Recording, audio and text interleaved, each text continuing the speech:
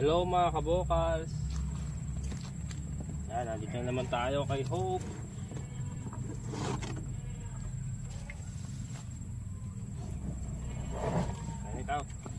Ayan, napakainin natin siya, dog food saka kanin.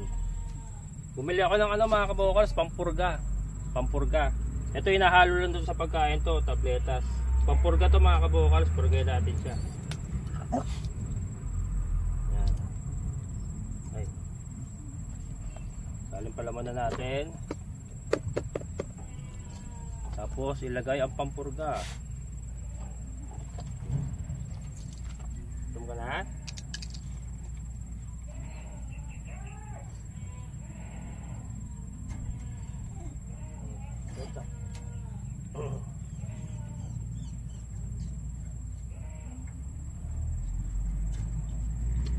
Ikaw na babasa na.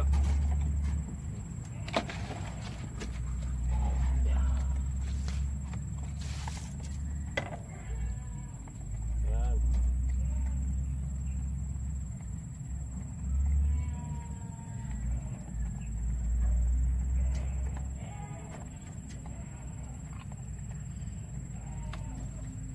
Yung mukhang narinig ko na yung crunch. Mukhang nadali na yung pamurga.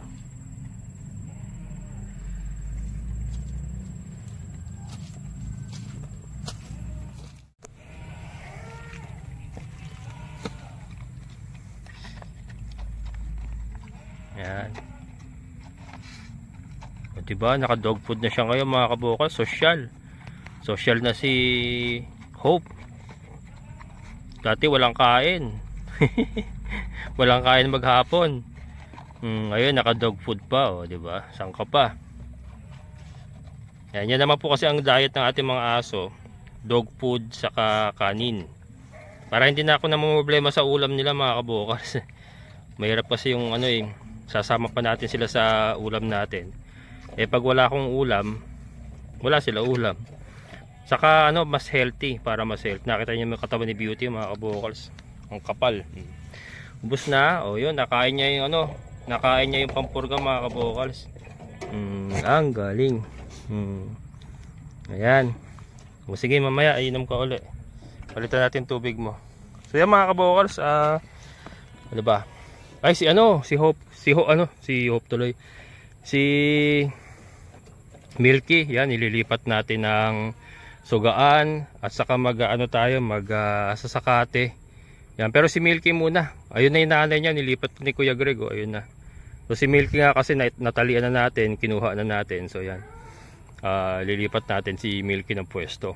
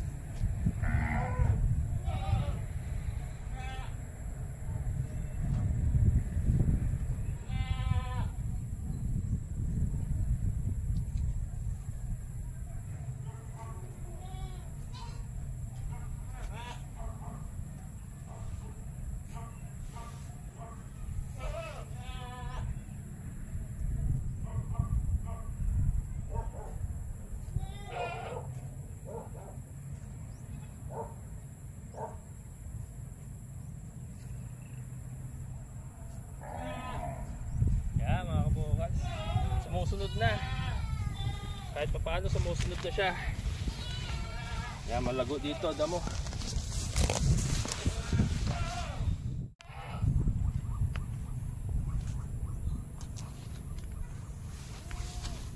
Yan siya mga kabokal. Sumusunod naman pala.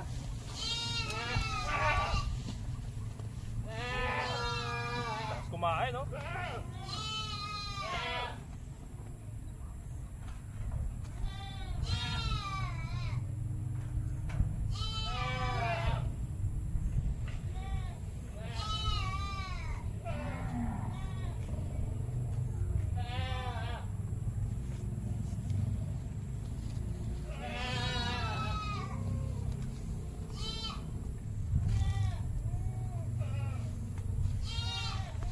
Hindi ako papansinin niya, marami daw po. Sige. Ayan mga kabokals,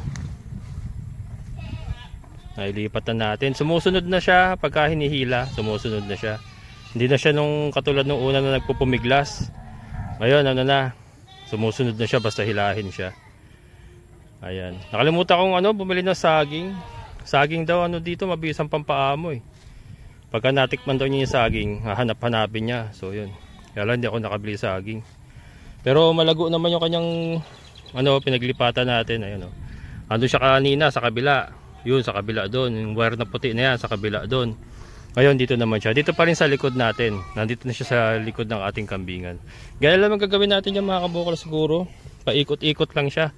Ikot o bukas dyan naman siya. Tapos doon, tapos balik uli siya ron sa gilid ng lote ni Ate Ninfa. Ganyan yung gagawin natin hanggat wala pang wala pa namang mga nakatira or wala pang gumagamit ng mga lote-lote. Ayan, dami pa yan. Ito pwede pa natin siyang itulos dito pag total wala pa naman. Ayan, mga gusto nila kainin ganyan ayan yun ang mga gusto niya kainin yung mga ganyan. Ano ba tawag dyan? Carabao grass ba tawag dito sa ganyan? Nakasaling kumain. Itong maganda sa itong maganda sa baka pala mga kabukal. So ganyan basta may sugaan ka lang ganito. Actually mga nakita kong nadadaan akong baka sa daan, ganito lang din umulan umaraw, nakasuga lang din Hindi, ito lalo na ito, pinanganak siya umuulan, nabuhay siya ng umuulan. Kaya matibay na rin talaga. So sabi ni Kuya Greg, pagka sinanay nga daw sa kwadra, yung kumbaga ipinamper mo, lalo daw mahina yung baka. Not unlike yung ganito po na sanay sa ulan araw, matibay daw po talaga. Katulad ng baka niya, ayun, nakilang anakan na yun. Umulan umaraw lang, palipat-lipat lang siya na sugaan. So yan. Ayan, uulan na naman mga kabukal, sagdidilim. Yung mga ating kambing ay nag-aatungalan na, magsasakati pa ako. Pero yan, nilipat ko muna si Milky. Kasi na dun, maputik na dun sa kanyang kanilalagyan. And wala nang damo. So ito. Ayan po ang update kay Milky mga kabukal. Sumusunod na siya pag hinila. Ayan, pero bila tayo saging minsan pag may tayong saging. Napakarami niya makakain dito. Hanggang bukas siya rito. Ayan, hanggang bukas siya rito mga kabukals. Bukas yan? Pudpud niya yan bukas. Problema lang sa baka talaga, malakas kumain. Malakas talaga kumain. So kaya swerte tayo na may mga area pa tayo dito na mapagsusugaan.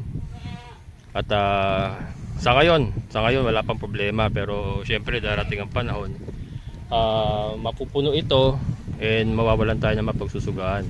Pero by that time siguro meron na tayo mga 2 hektarya. Joke lang. Ayan, uulan na naman mga kabukals. Tayo ay babalik na. Silong muna ako, tapos sakate. Ayan, yaka muna Milky at least na dito lang sa paligid natin. Nasisilip ko siya from time to time. Ayan. Shoutout kay Ma'am Glo. Yan kay Ma'am Glo from US. Ma'am, nabakura na nabakura na yung lote mo ma'am Ayan. Cash yan mga kabukals, kinas yan. May libreng kubo yan. Teka, may malakas na ulan. Ayan, dito siya. Dito natin siya ililipat pagka na. Paikot siya, ayan. Andun na siya, 'di ba? Paikot siya rito. Hanggang sa mapudpud yan Ayan, balik na naman doon sa kabilang side. Ganun lang naman yun. Paikot-ikot. Mag-isa lang naman siya. Tinulusan na mga kabukal. So, ito pakita ko lang sa inyo Minarkahan na nila Markang pula. Markang pula. Ayun, meron pa doon, ayun. May mga markang pula. Ayan. Ito kay kay Ate Gingging to. Itong lote na to, Enlat. Bakit pa may markang pula? Sa kalsada yan mga kabukal. May mga markang pula. Sa kalsada yan. Ayan. Yan po ang marking ng kalsada natin. Ayun Ito pa So ibig sabihin, nakaplano na ito. Kasi nga nag-uumpisa na doon sa taas, 'di ba? Na magtambak at nailatag na yung tambak, naiporma ng kalsada. Kaya siguro minamarkahan na nila yan, na yan. Papunta na sila rito. Kaya minamarkahan na. So yun, tuloy-tuloy lang po yung ano, development, pero syempre dahan-dahan lang yan kasi lalo na ngayon, ulan na ulan, no? Hindi makapagtrabaho pag ganyan maulan. Ayan, and ako yung nagpapasalamat at na-rescue natin si Hope at hindi na siya inabot ng bagyong ito. At least komportable siya sa kanyang kinilalagyan.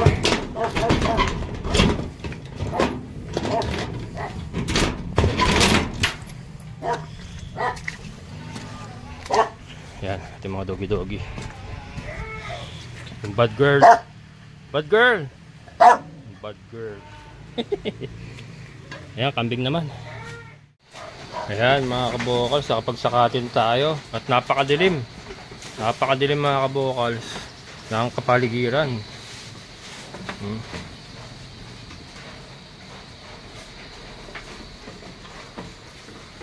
Ayan. Dagol. Ito mga kabukals ang isang problema. Ayan na nga, bumuhos na nga, malakas sa ulan. Ayan. Winasak kagabi, malakas ang hangin kagabi. Ayan, sitro na naman tayo. Ayan o, bumuhos na naman lakas sa ulan o. Mag-alas 5 pa lang mga kabukals o, pero parang ano na, paggabi na. Pero ano lang yan, ulan lang yan. Eto, palitin na naman. Wala ka talaga maasahan na tibay sa ano, sa ganito mga kabukal. Wala ka talaga ano. Pero ano, tumagal din naman ng mga 2 buwan. Oh, napakalakas. Napakalakas mga kabukal.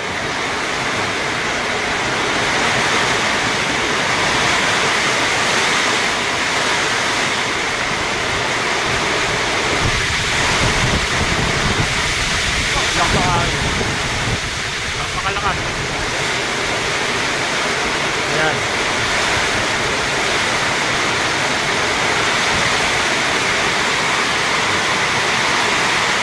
Kunti naman yung ating mga kambing. Kunti lang nakuha ako kasi pabagsak na yung ulan. Ayan na.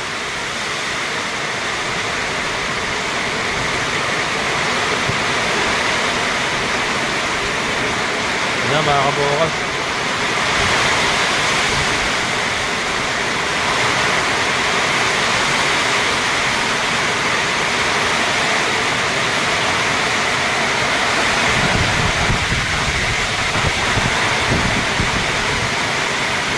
Alam ko ano na eh, palabas na si Lando eh, o lumabas na yata eh. Ano na lang to, hinihigop niya siguro yung habagat. Dito na lang si Hope, meron na siyang bubong doon mga kabukals oh. Kontakin nyo kung naiwan natin siya doon, kung nandoon pa rin siya sa kinalalagyan niya sa Narsagaray. Kawawa yung aso oh. Ganyang kalakas na ulan oh. Abot dito sa loob yung ano mga kabukals, yung angke.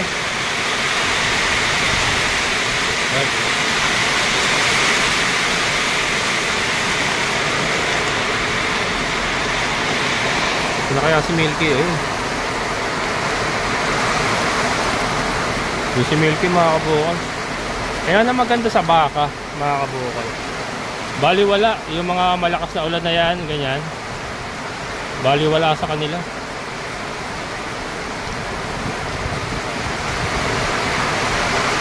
Ay napulupot. Napulupot diba?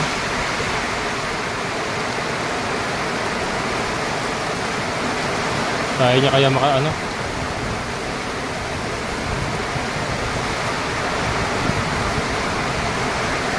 Napulupot.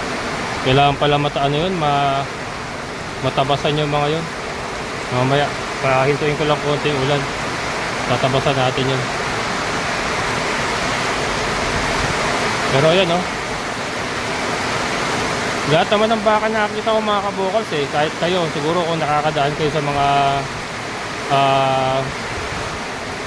mga probinsya. Yan, nakita niyo yung mga baka nakaganyan lang naman kahit umuulan, umaaraw. Nakasuga lang naman sila. Ano sila, ang katawan nila design talaga sa ganyang ano. Hardy talaga sila, hardy. Yun. Yun nga, ito pinanganak ito, umuulan. So, diba, nabuhay siya ng ano, nabuhay siya ng umuulan, lumaki siya ng ganyan ng ano, kahit lumaki siya sa ulan araw. Pero yun, tatabasin natin yung ano mamaya. Nabubuhol siya ron yung sa mga parang ano, mga bushes na yun kailangan pala mabawasan yun. Yan.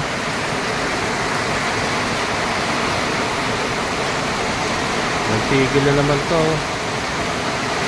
Hanggang mamayang gabi na naman siguro ito.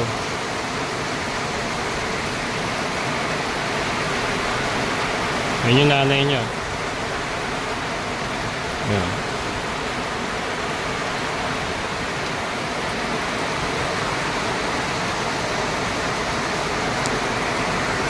Matindi. Grabe ang ulan ngayon. Hindi ko lang alam kung bagay sa Maynila kasi ganun din puro baha nga sa Maynila naibulsa kasi. Puro baha ha. Wala stick na yun. Naibulsa ha. Ayan. Humina ka lang konti para matabasan ko yun. Ayan mga kabukal. So ito po yung pinagkaiba ng baka at saka ng kambing.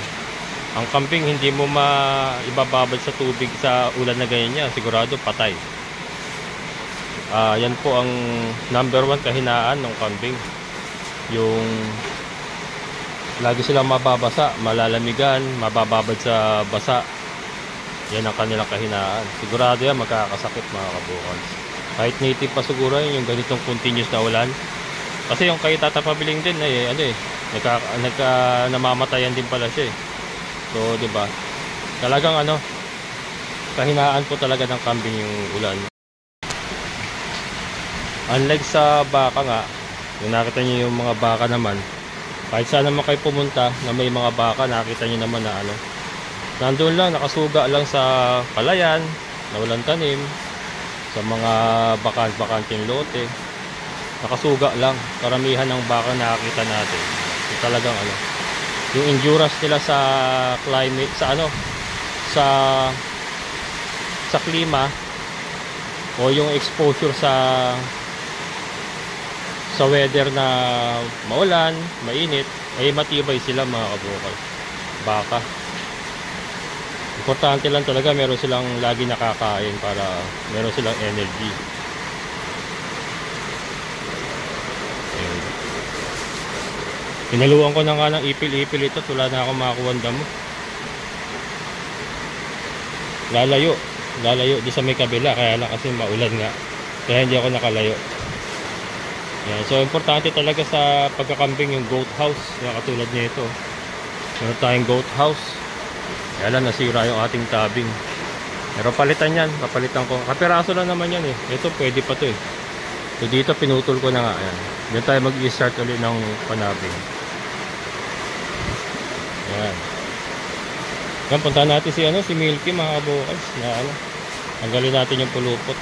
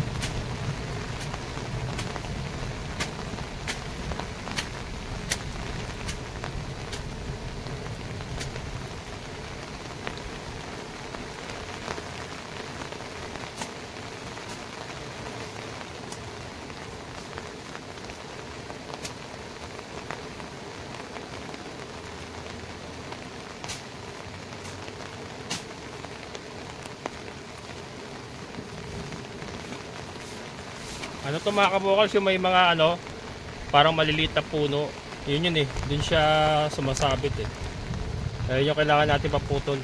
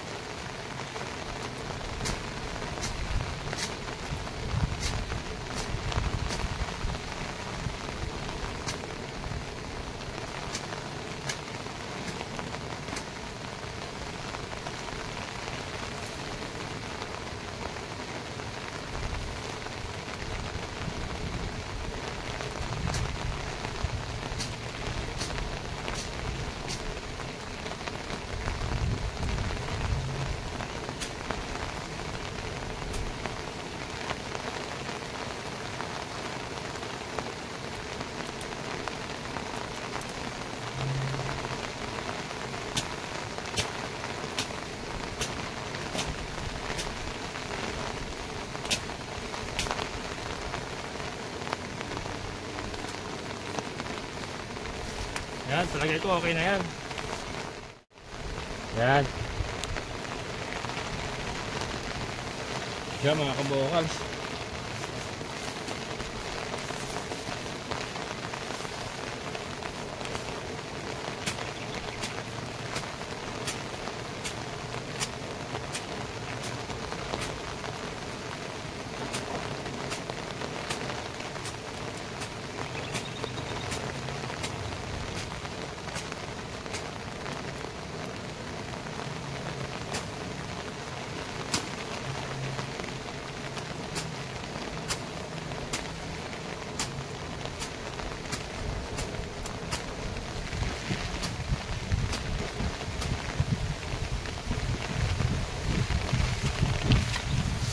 Lakas ng hangin.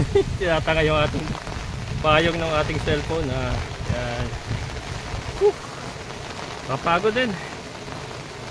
Wala nang lakas eh. Wala, hindi ko na maiganon. Ayan. Okay naman na siguro yung si Milky rito. Medyo pulupot na naman kayo na naging problema eh. So yan, natanggal na natin yung mga pwede niyang puluputan. Yung mga maliliit na parang punong kahoy.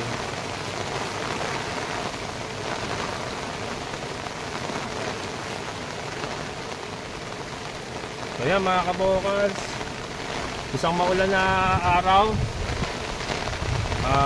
Araw ng Lunes. Ano ba yun? September 22. Lunes ba ngayon? Ano pa ngayon? Martes. Oh, Martes kayo mga kabukals. Sorry, wala na. Wala na sa video si kabukals.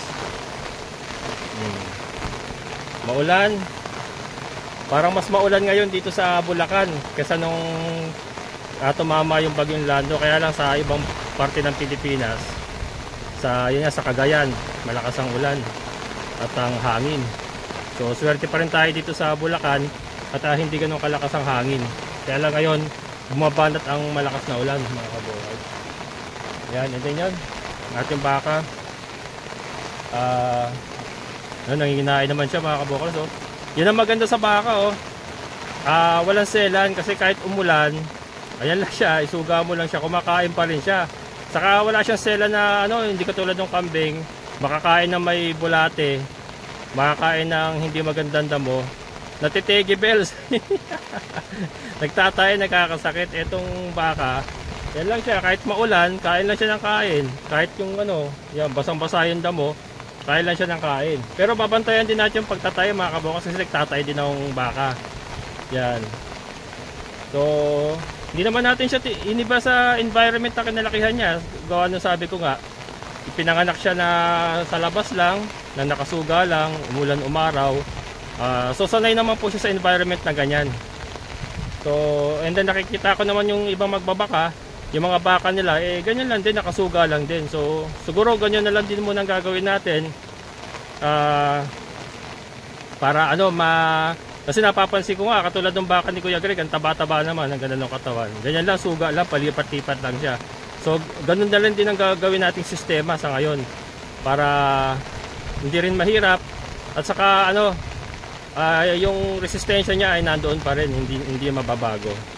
Ayan. Pero syempre nakamonitor tayo sa kanyang health.